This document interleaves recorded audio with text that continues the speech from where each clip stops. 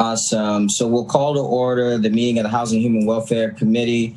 The date is 10/19/20. The time is 3:10 p.m. I'll do a roll call, starting with Alderwoman Tierney. Present. Alderman Schandelmeyer. Present. Awesome. And can I get a motion to approve the agenda from our last meeting? Mr. Chairman, I make a motion to approve the agenda. I second that. All in favor? Aye. Aye. Opposed? None. Next item on the agenda is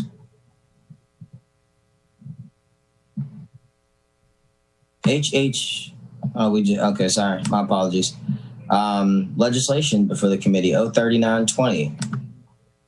You have to approve the minutes from last meeting.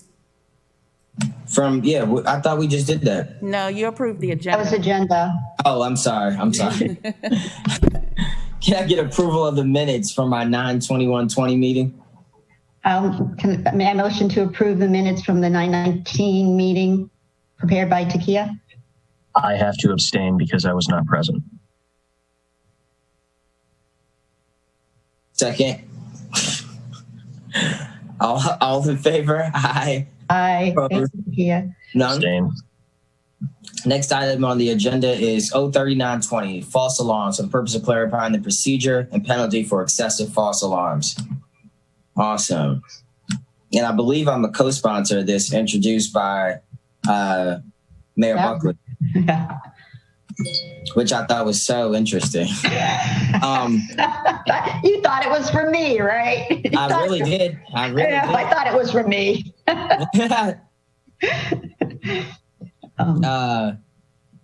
I guess apparently there's been some false alarms, and they're really a pain in the butt for the police department. Yeah. I think the only question I had is, as it relates, I don't see anyone from law here to answer that question. Is there? Are we attaching a fine to the false alarm, or is the staff report is pretty thin?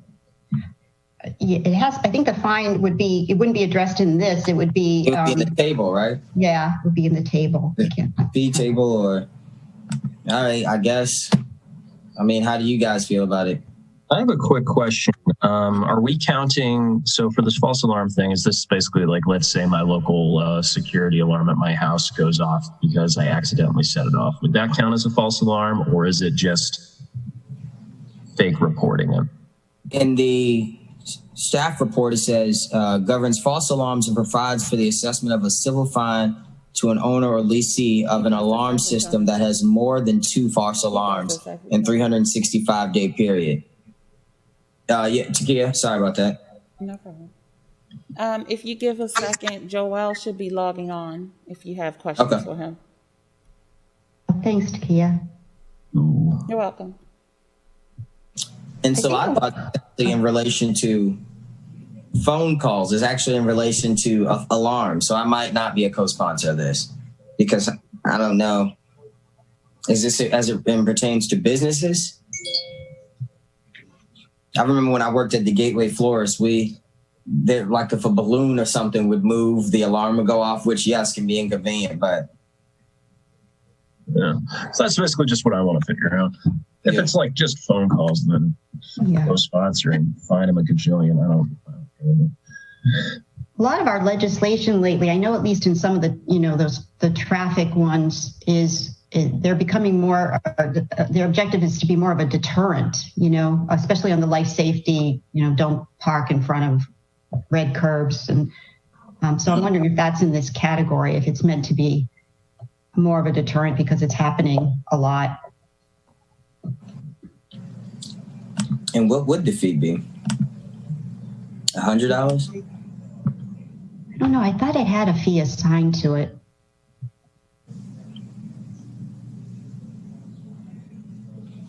So it says we cannot determine the fiscal impact of this legislation because the fire department has not tracked the number of false alarms or issued fines currently allowed. Therefore, clarification in the code could increase fine revenue through increased citations. however, could decrease the frequency of false alarms by changing citizens' behavior. Yeah, that's what I meant. It's a more of a deterrent because we're training children or something. I don't know. Yeah. I think Alderman Chandler might have had a question for the Assistant City Attorney. Yes, Mr. Braithwaite, did I pronounce that correctly? Hearing no correction. Okay, I'll go ahead and ask it. So basically what I'm trying to figure out is what are we counting as a false alarm here? Like if, like let's say my security system in my home goes off accidentally more than twice a year, just for whatever reason, not by strong weather, like I just accidentally open my door too hard and it goes off and I can't remember the code in like the 30 seconds with a loud woo, woo, woo, woo, woo going. Would I be guilty of doing a false alarm? So can I have the relevant statute that we are trying to construe? 03920.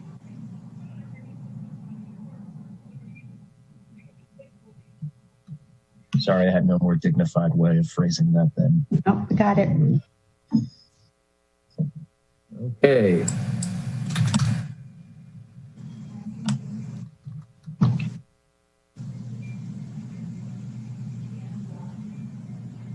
I had someone set off an alarm with baby powder in my bed and breakfast.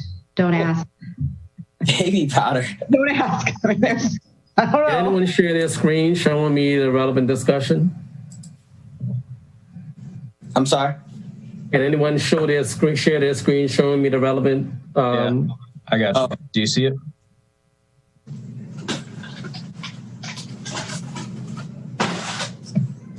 Here, I'm going to go to the top. So let's see. So we are trying to deal with excessive false alarms.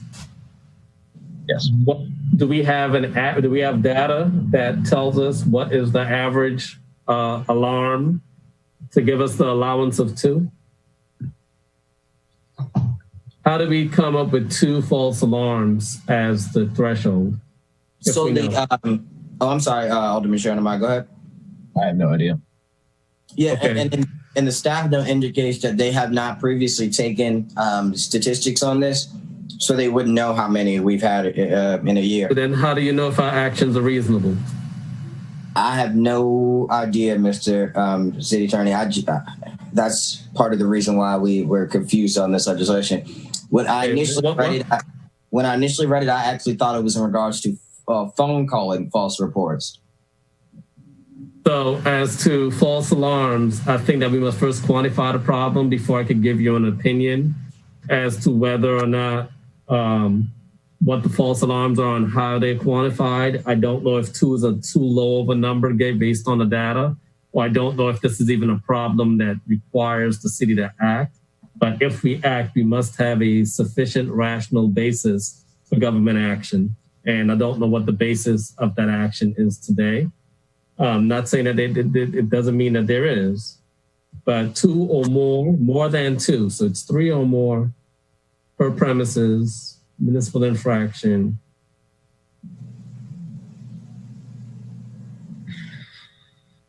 That you could literally have, like you were saying, Brooks, have an incident in January and then a mistake in February. You're done for the rest of the year. Yeah, right. Well, again, if we're able to quantify the problem and say we are reporting to 7,000 calls of false alarms a year, and in order to reduce our calls to false alarms, we're putting the burden on the person or whatever the case may be. We just have to have a nexus. Is that explained? Where when we act, we need to know why we are acting and what we are trying to accomplish with our action, and that the action must be among the least things we could do to solve the problem you're seeking to solve. Does that make sense to anyone? Yeah, I know I shouldn't assume anything, but I co-sponsored with the assumption that was the reason for that there was data for the reason for this ordinance, because I know the law office is very careful about defining and justifying a fine. So that I want to say that data exists, but I don't know for sure. again, this may just come up in discussion, and someone may come back and say, "Hey, we are averaging." Everyone has at least one call in the city of Annapolis, and we're chasing our tail with it. Something like that would really help us understand what we're trying to solve. But let's assume that the data exists, and they see that at the third false alarm, there's an issue. Mm-hmm. How many false alarms has again, I guess until we know better, but if if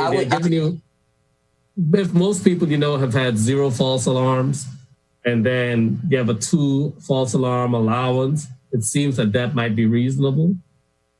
I don't know how many people would know anyone who has 3 or more false alarms a year. Yeah, same. I would make a motion that we recommend it to the full body and give the sponsor an opportunity to speak to it, and maybe he would have evidence that could support the request. So is that something someone could second? I will second that motion, Mr. Chairman. Just interject a discussion. Is it? I would also suggest that it goes through public safety before it goes to full council, and maybe it already has. Takia, public safety. I'm sorry, I kind of amended your motion. Oh no. Give me 1 second and I'll check.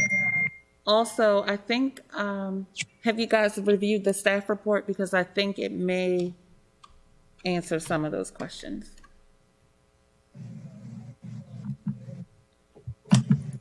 Yeah, the report that I had says that, what kind of similar to what Joel was saying as it relates to. No, the only committee it goes to is this one, Housing and Human Welfare. That's odd. So can we make a motion to send it to a subcommittee, or is that not allowed? Well, I think it should go to life safety. It's the fire department, right? What do you guys think? I would agree with Alderwoman Tierney's assessment. Even if it's a quick assessment, I think we owe them that courtesy and ability to look at it. Maybe they have data that we don't have. So I'll withdraw the motion on the floor to send it to the full council, and I'll make a motion to send 03920 to the Public Safety Committee. Thanks. I'll second. All in favor? Aye. Opposed? None? Thank you. Next item on the agenda is general discussion. Takia. Before you move on, you made the motion to send it to public safety. Did you want it to come back to this committee, or are you guys done with it? I think we are done. I think we're done, Mr. Chairman. Okay. Full council. I did want to add really quickly for general discussion. In our next meeting, Takia sent me a draft letter a while back. I just have to find it to edit and send to property management so that we can get some clarity on how things are going within the properties as it relates to the COVID-19 virus and any issues they may have had. So we'll do that, and that'll kind of be our update in our November meeting before we go on break in December and all of that. Any other general discussion? So just a question, is that just the city housing properties or other? So we'll start with the housing properties, but I'm always open to any, the private properties are able to come here as well. And I always include Bay Ridge Gardens in my invites because I like to be updated on their information. Eagles Rock Court, which is in Ward 6, that service a large minority population. So whatever property you feel should be included in the conversation or may have some valuable input.